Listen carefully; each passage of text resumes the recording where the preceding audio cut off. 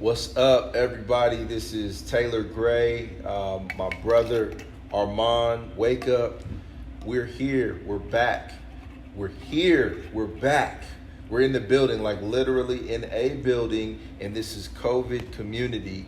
Man, like we were talking about just kind of like how the show went, kind of like the time spent together, like building a rhythm, gaining momentum, like filling out certain topics, how it went. And we just wanted to have another moment to revisit that space. For sure.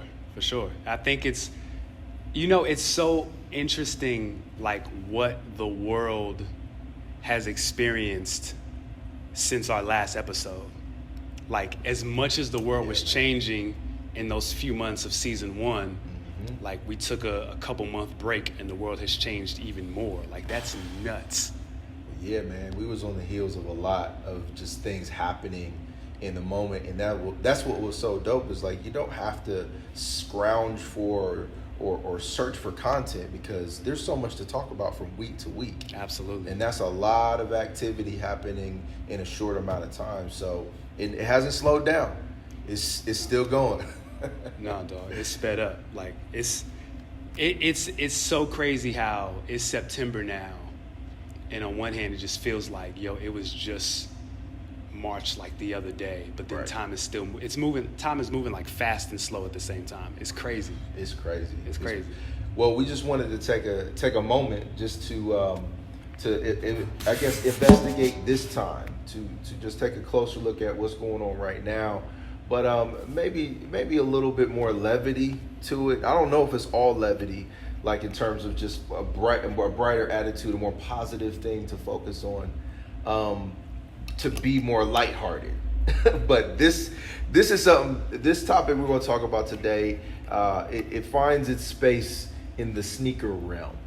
Black Jordans and white socks. Black Jordans and white socks. Not so subtle name to a piece of expression from us. It's not so subtle. You know what I mean? So we're going to talk sneakers today. Like, I like the way you broke it down to me when we were just talking earlier, man. Like, what are some ways that sneakers have dominated our attention during this time? The most interesting thing is that,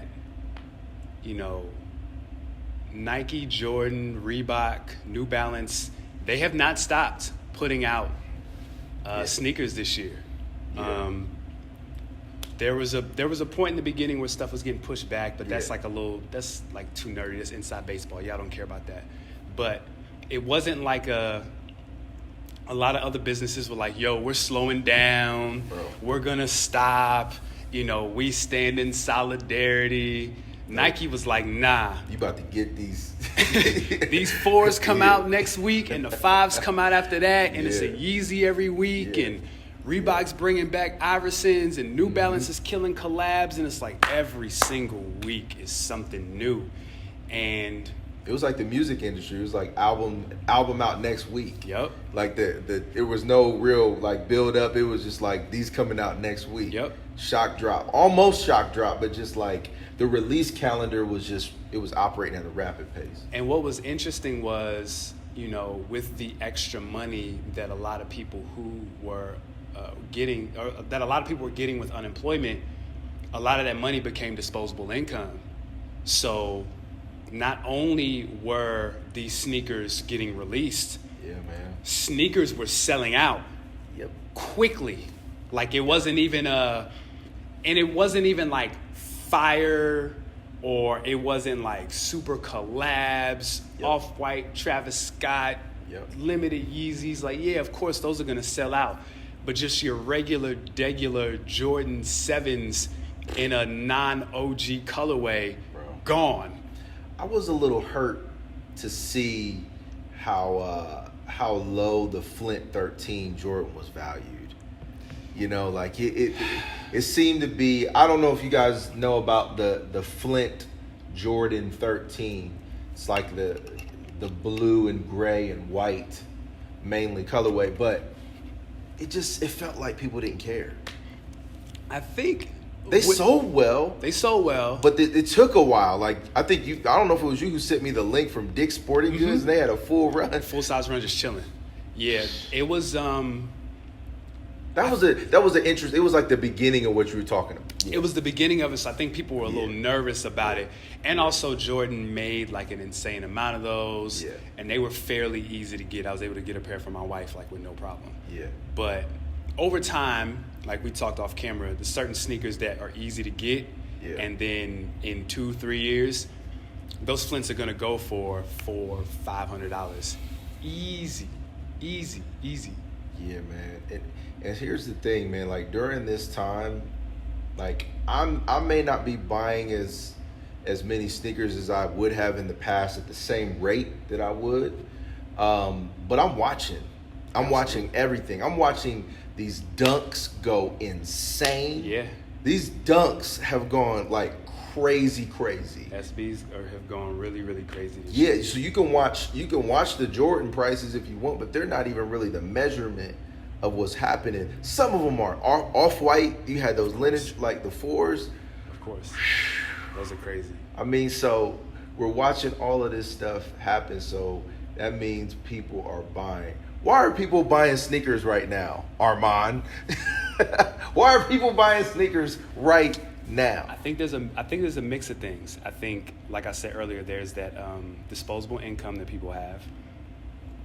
I think also the stimulus helped. The stimulus helped. Also, the fact that the government thought that people could survive off $1,200 one time is a whole other conversation.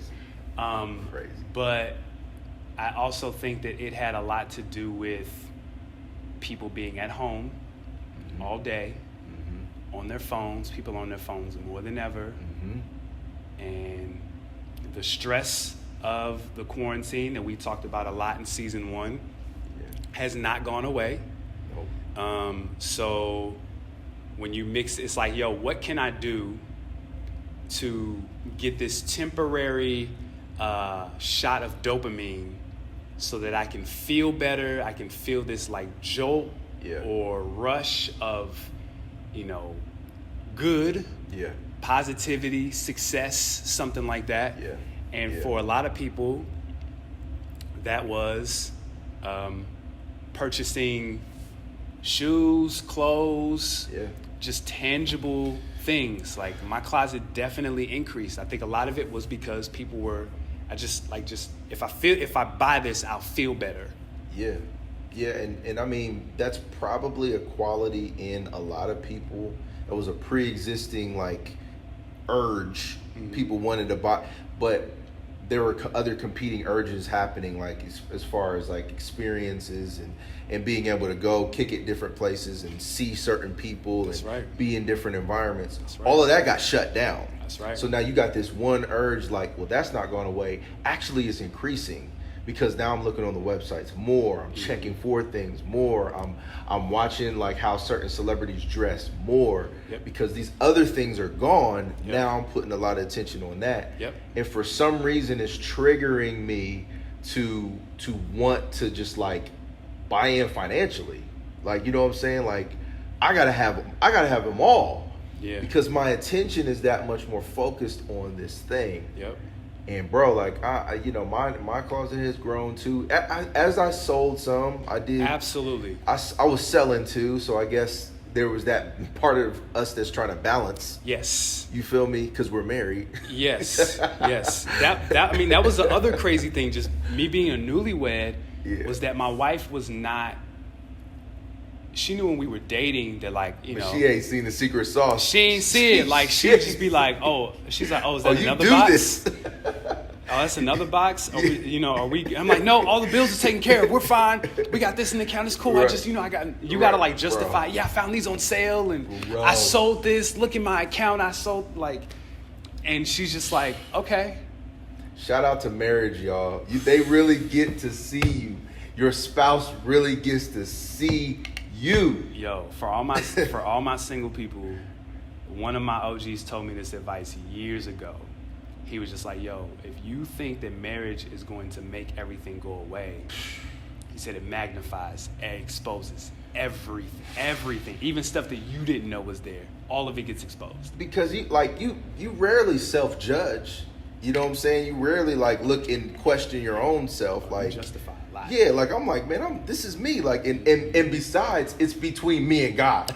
For real. Like, and God ain't said nothing. Yeah, God is like, look, man, we gotta understand it, but he ain't saying nothing. He cool. He ain't saying nothing, but Nope. to invite somebody else into that space, yo, crazy.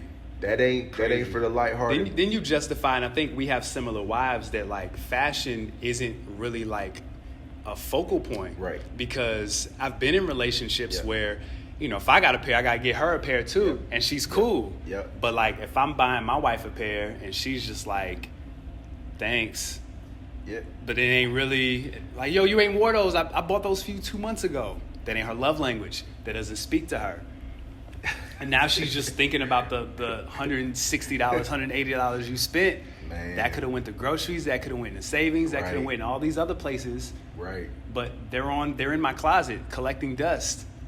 I remember I tried to buy my wife a pair of like, these was like super fresh women's Pumas. Okay.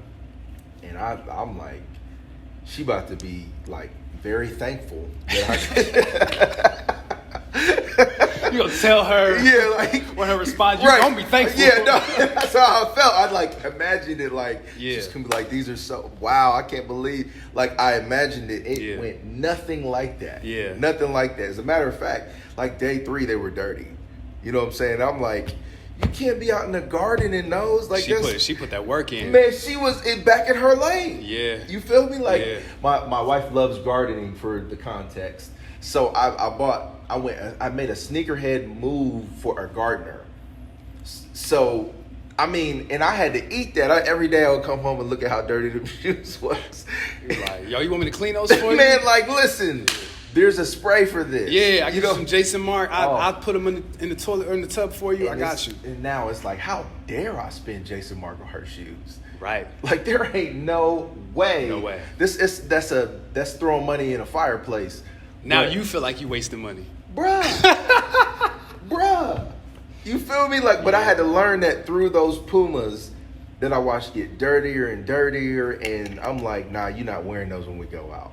The opposite effect happened. Yeah. And she's like, well, thanks for getting me some shoes I feel comfortable in to do the things I do. Yep. So, no, like, you know, when she that's not the way she receives gifts or even receives love in that particular way, but I love it.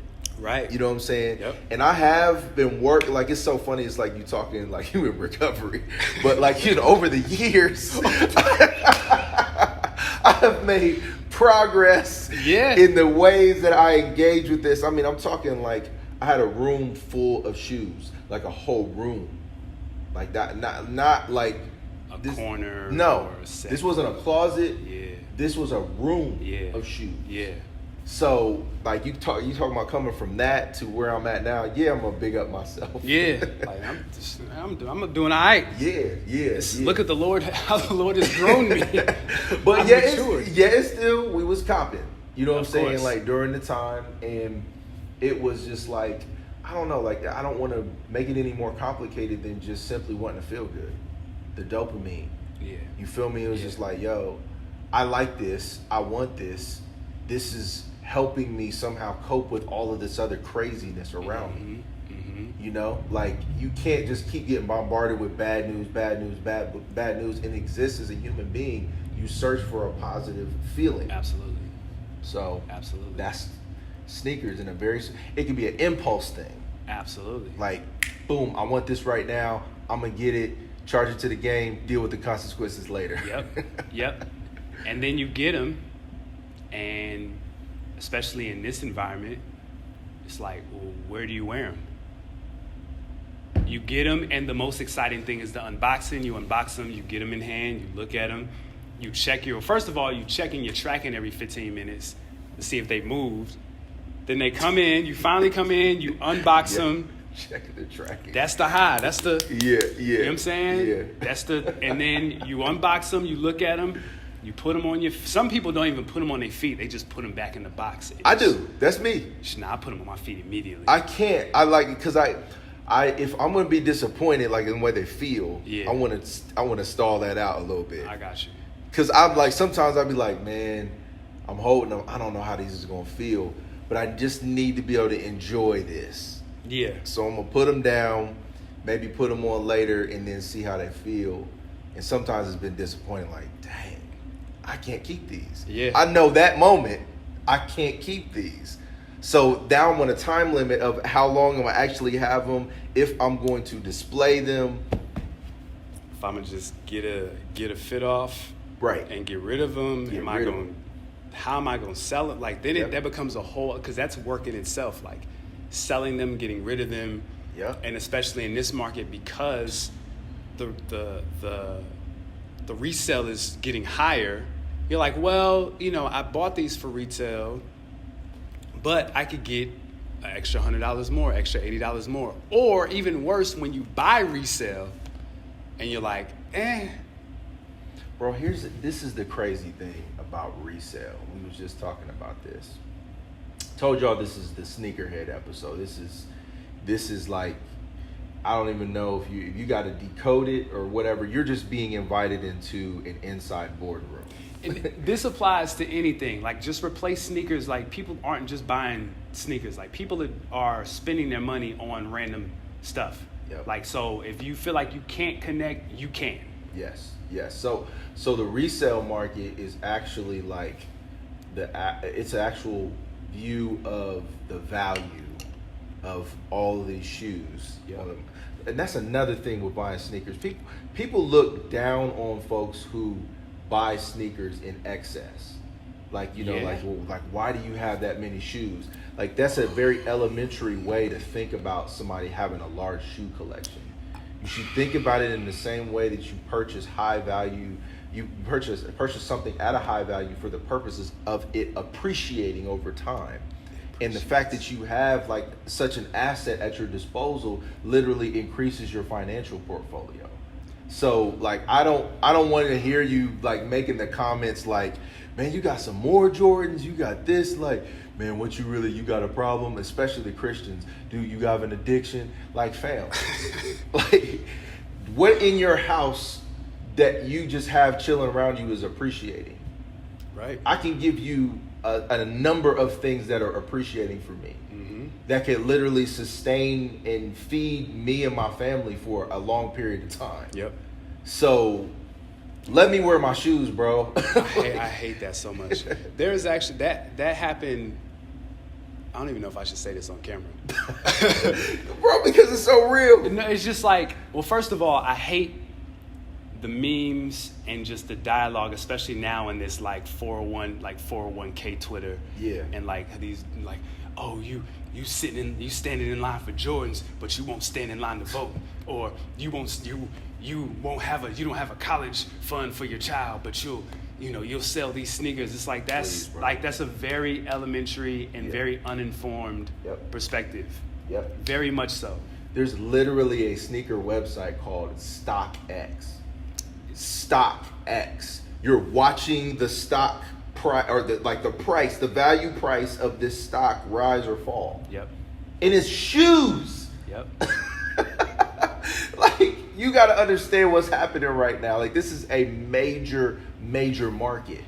And it's huge. And like Armand said, like, this applies in so many different directions that there's a diversity of people who engage with this. Absolutely. Like, everybody finds themselves at the sneakerhead table, no matter where you're coming from.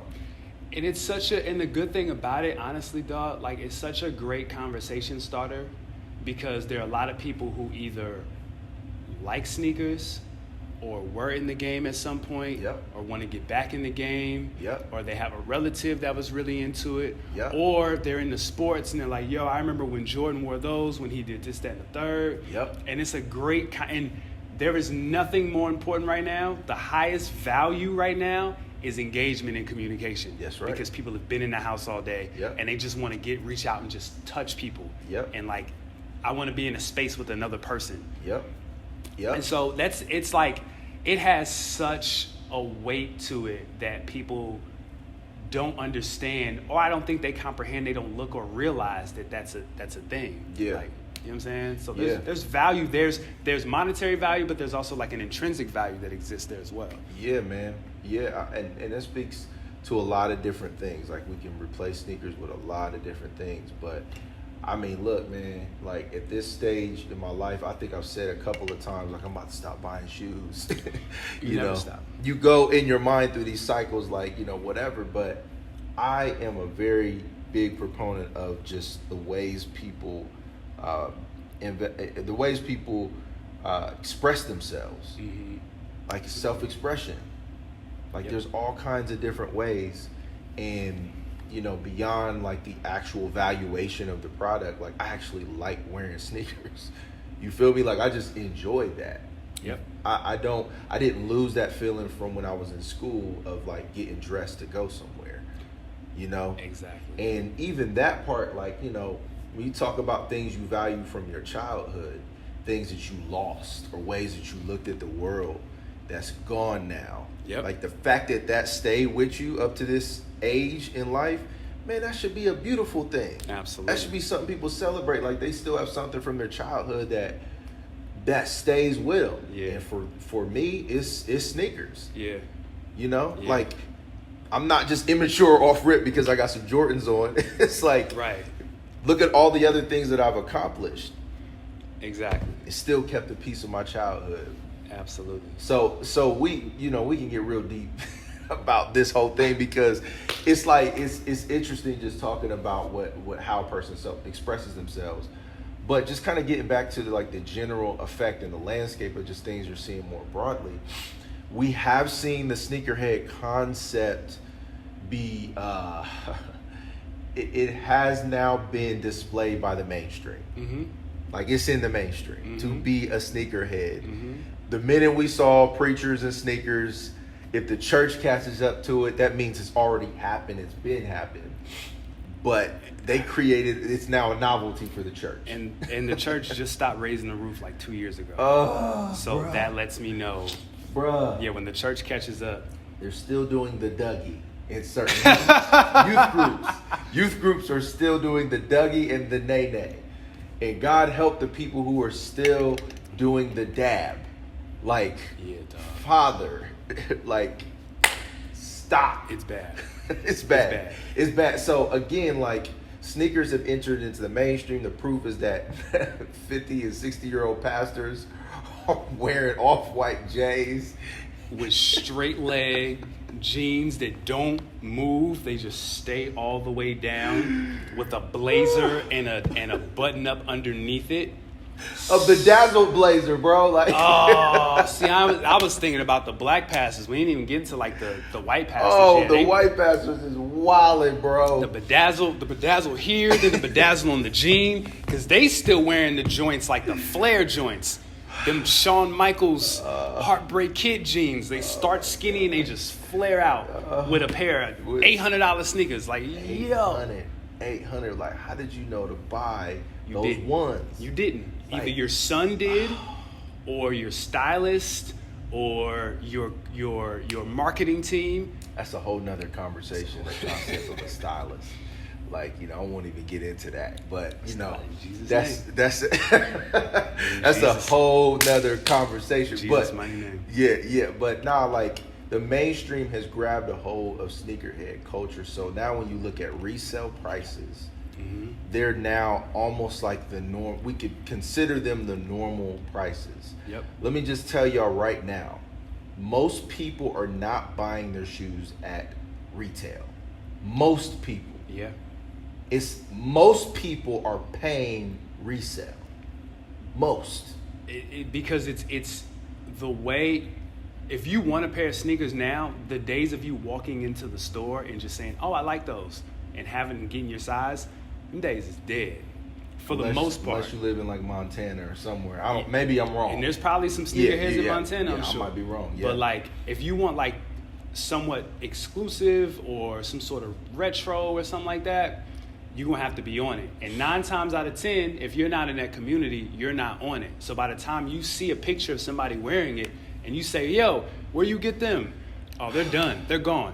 But bro, this is what brings into this broader narrative of what's going on in society. and like it's actually like man versus machine. Mm-hmm. You know, like who will win out in the battle between humanity and technology? In the sneakerhead world, you're going against bots. Bots, ATC. This is technology. Yeah, dog. Like what chance does a human being stand against technology aimed against it in certain ways? And that's the battle. And you want the retailer to help you fight the technology. Yes, they should, morally. And that's why you don't mix morality and business, but that's a whole other conversation. You don't expect these businesses to have the same moral compass that you do or whatever. Their goal is to make money. That's business. Right. But now the boutiques, especially now, pandemic, numbers have gone down. They're not helping. They're like, yo, we need this money. So we got these 10 pair of, Off-Whites or 10 pair of Travis Scotts or however, because these boutiques don't get a whole lot of pairs. They are either going to rely on the bots. Like, we're just giving up the game right now. It is what it is. It is what it is. They're either going to, let the bots cook and eat, or they're going to backdoor them joints. Because if they send them to Nike and retail on these is $200, I got my man who's a reseller who's going to pay me $350 for all 10 pair. That's an extra $1,000 for the shop or however much when you do the math. Like, you have no shot. You can fill out all the raffles in the world you want to. It's just not going to happen. So then what? And this is where we're at. Like, you know what I'm saying? Like, so again, like when you see that the games are being played on that level, a lot of times you see the people who get left out of the game. Like, you just can't play the game at that level. And so for me, like, what I see in the whole mainstreaming of sneakerhead culture is now, like, we're talking about white lifestyle money being put into this bucket. White lifestyle money is a very important category because, at least from what I've observed, the things that are purchased in middle to upper class white communities leisurely is very different than what's purchased in black communities leisurely. What we buy on our leisure to have fun is vastly different than what the white community buys just at their leisure. Mm-hmm. Like, we buy things like shoes and food. Mm-hmm. They buy things like guns and houses. Boats. And boats. Like, yeah, it's different. Land. It's different. But land, yeah. I mean, real estate, just moguls. Yeah. So if the sneakerhead culture is entered into that leisurely kind of spending, it's only a matter of time before we're just not able, or we're in the poorer communities. Not all black people are poor, right? But in the poorer black communities, which is the majority, that's like a blow straight to the heart to say to them, y'all got to start paying resale.